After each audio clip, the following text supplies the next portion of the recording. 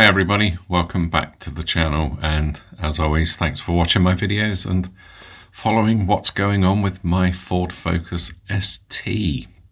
Well, as you would have seen in the last video, I mentioned I was doing a few jobs for the M.O.T, and just to bring you up to date, I've got the failure sheet here. Just before you all go, I've also got the pass certificate as well. So let me run through some of the things before I go out to the car and do the easiest job on the list. Basically, at the rear of the car, the gentleman who did the test said that the brake cable was insecure. There was a clip that was broken, which he did fix, and also one of the calipers was leaking on the rear. Something I wasn't aware of. Yeah, so apparently the gentleman who did the M.O.T noticed that there was a tiny little bit of seepage coming from the caliper. He tried to pinch the bolt and it broke actually in the caliper holder itself. So yeah, it was just easier and cheaper just to replace the rear caliper. Oddly enough, this isn't the one that actually squeaks. The one on the near side rear squeaks when I go backwards. Let's go through some of the other things. Indicator slightly discoloured. As I said, I've pointed out before in a previous video, I fitted some of these bulbs in it. I was investigating getting some LED ones, but I had noticed they actually have started to fade a little bit. They've not actually been in there that long, maybe a couple of years. Moving down, the suspension arm pin bush is worn, but not obviously excessively, as it says. These are actually the pins that go kind of like on the trailing arms. These are the ones that mount into the chassis floor. As he said, the bushes are just worn. They're original to the car, so the car's a 07 plate. So yeah, both could do with uprating, which again, it's on the list of jobs to do. And I was aware of the anti-roll bar linkage, the ball joint on that. It's a tiny bit of play on the rear. Again, it was something I noticed. One of them we replaced previously when we put the BC Racing coilovers on. The other one we didn't. I am looking at getting some hard race bits to do this. The suspension arms, yeah, again, they're all just covered in surface rust because they're old. I did paint the underside, but I haven't done all of it. This one here, the tyres being cracked. Now, I'll show you in a minute, all my tyres have got plenty of tread on them, but they are, again, 3-year-old tyres. I've not given them too hard a life because the wear pattern's really good. But, yeah, these are cracks between the tread patterns, not on the sidewalls, but, again, it just comes with the age of the tyres. Lack of use, really. Suspension arm ball joint, that's a slight play on the offside front. Again, in a previous video, you would have actually seen that I said there was a tiny knock on the front corner. And I mean, again, it's such a small thing, and it only goes on if you go over like an undulating road. Basically a road full of potholes, which is, if you don't know the south of the UK, Dorset, the whole of the roads are full of potholes. So again, these are all, minor bits to do.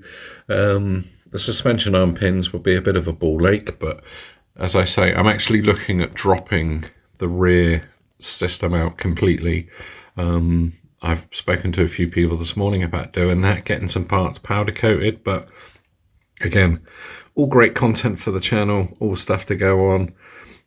As I said just now, I probably will order some hard race bits. Maybe not hard race, maybe some white line suspension parts this time. I will reach out to A&K Motorsport, who I normally deal with, and probably look at getting a complete package for the underside of the car. But, oh, there we go, just point that out. My car's just ticked over 100,000 miles, which isn't bad actually, given that it's a 2007 model. But yeah, going back to this one, as it's blowing a hoolie outside, the weather's typically rough as anything. I'm just going to go and put these in for you. So here we go. I'm back outside. As I say, it's early February 2024. All I'm going to do today, as it's due to rain very shortly, is change the rear indicator bulbs. Now, let's see if I can show you. Yeah, a bit far away. Right, just step out into the wind a minute.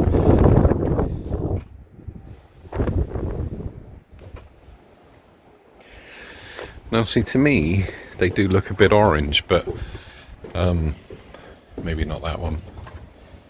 Yeah, no, it does, but not orange enough. And I may have mentioned this in a previous video, but yeah, I'm just basically going to unbolt the light clusters, give them a clean, put the new bulbs in. Hopefully that will be the case, but as I say, I don't actually need to do these. They're only advisories, but I like to stay on top of the jobs that are needed to be done with my car. I've got the bulbs here ready. That'll be cool. Yeah, so let's get the back of the car open. I'm just surprised at how bad the weather is, or how bad it's going to get. Another storm.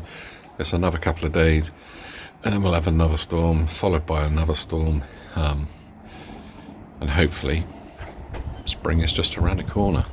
Right, let's get this back open. You would have seen actually how to remove these in a previous video, and yeah, if not, go and check it out on my channel.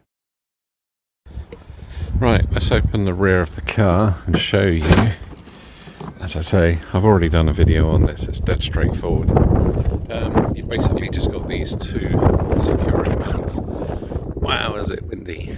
Once you've undone those, you can literally lift the light unit out.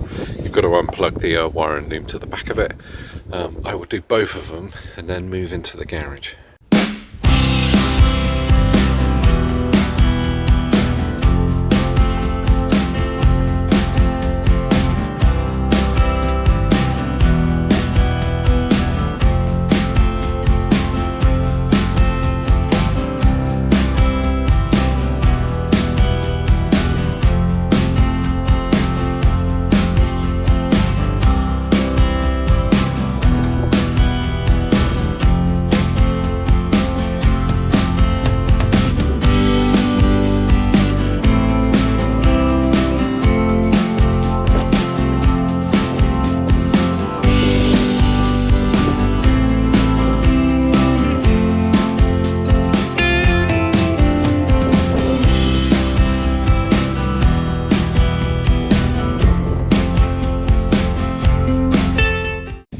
Right, I would have just shown you, I've taken the rear light units out.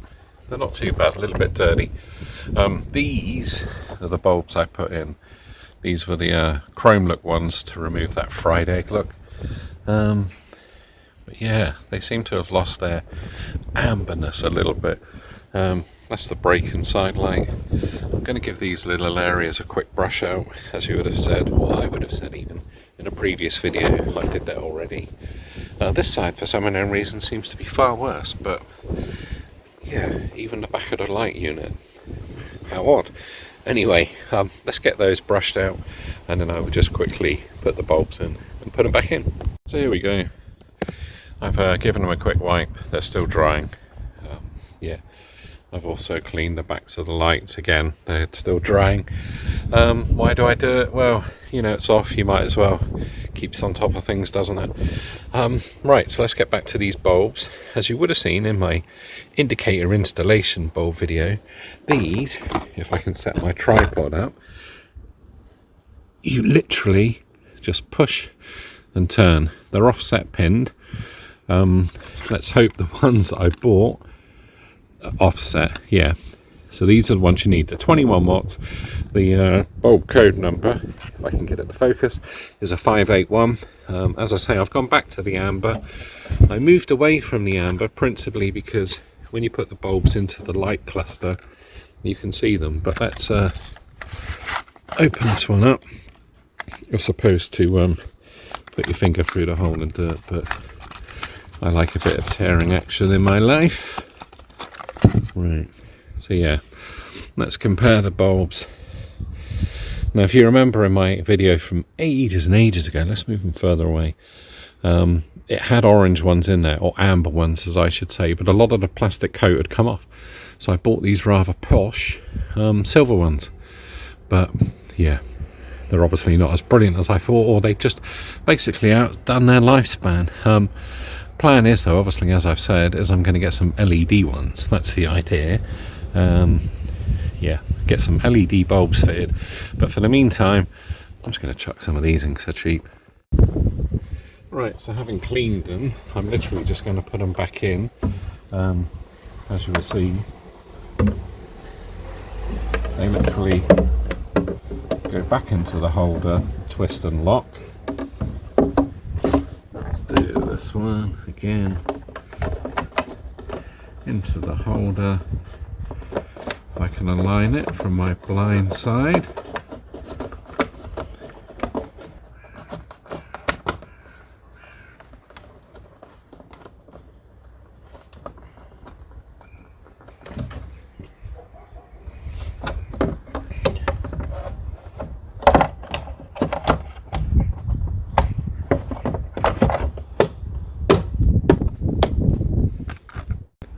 Right, so that's all aligned. I've lined up the holes there and up there.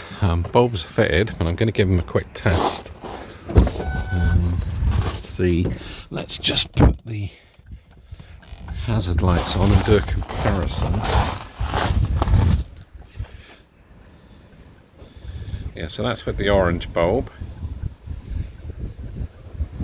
And as I say, that's the other bulb, which, as I say, it looked okay, but who knows? Anyway, I'm going back with amber. So let's go and fit the other side, get them all back together. I'm obviously going to test the, let's test the side light as well whilst I'm here. And if you don't know, you get a warning in the focus to say, you've left the door open, Paul. Yeah, side light's okay. Right, let's get into the other side. There we go, both are done. Both have been replaced. I may have given these a quick flash of black paint. I've still got a bit of the plastic to clean. Japanned, I think the term's called, isn't it? If a screw's black. Maybe I'm wrong, maybe you can correct me. Yeah, I'll do a quick test in a minute. I'll set the camera up, but I was just first going to run through the tyres and show you the tyres. Now again, you'll have to excuse the dirtiness of my car. Look at it. Crazy. Right, let's see if I can get down. So what they're actually talking about is these. Between the tread pattern, there's ever so tiny cracks. Yeah, as you can see, the tyre has got plenty of chunks of tread on it. It's just the age, basically. The pressures I always run are pretty good. I always check them, but you can tell the wear patterns just, well, non-existent really. It's pretty even. If the centre bands had worn out first, I'd have known I'd have overinflated the tyres. But if the shoulders had gone, yeah, your car's knackered basically.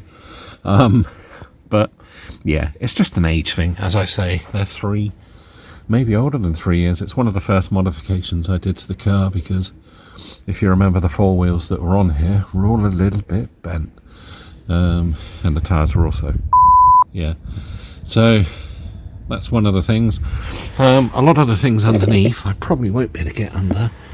As you can remember, I fitted my uprated suspension, but look at all the salt on the road. This is obviously from me painting it all.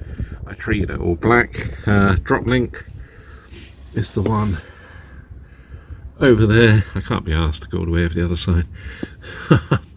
Yeah, so these are all projects to do. I've got a year to do them in, so I'm going to negotiate some prices and basically just get on and do it. Right, so let's put my parcel shelf back on. Shut the rear of the car down, and then just go through the light sequence with you. And if I can even clip it on. Ta-da! That's it, isn't it? It just rests on there. Yeah, that's all it does. Just seems really flimsy. Right, let's get that down. It's probably why the car rows so much. Right, let's get the car started, or maybe not started even, and just go through the bulb sequence for you.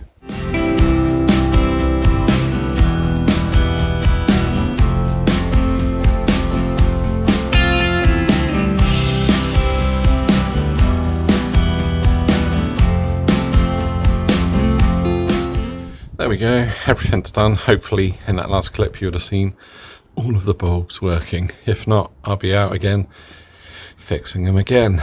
Well, as per usual, as I say, thanks for watching my videos.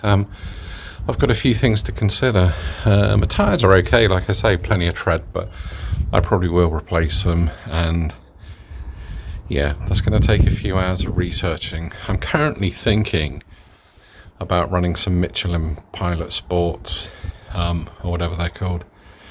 Michelin's, the new ones, the 5s, or maybe the Club Sport actually, because that one's got like a nice slick bit of yeah, not tread, this nice slick bit of pattern on the outside edge of the tyre. They do look really nice. I don't know if they do them in this size yet, but I'll do some research.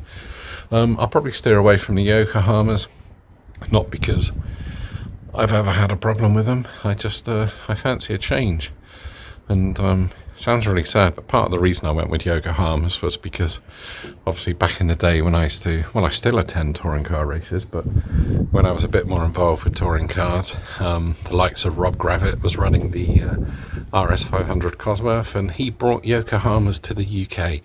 Great person if you've ever met him. Yeah, touring car champion and legend, as I say. He'd probably hate me for saying that. But there we go.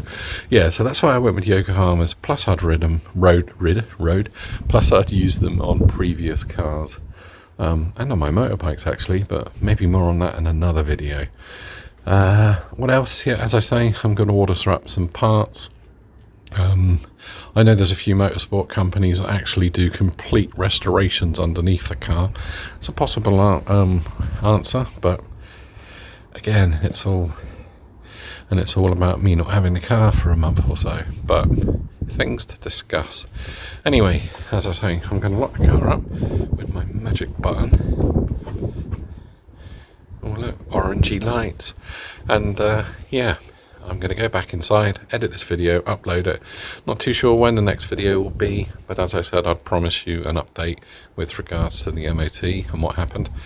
It will probably be when I have some boxes turn up, so could be a couple of weeks. But anyway, as per usual, thanks for watching. Click on the subscribe button, click on the like button, click on the hate button if you want, I don't mind.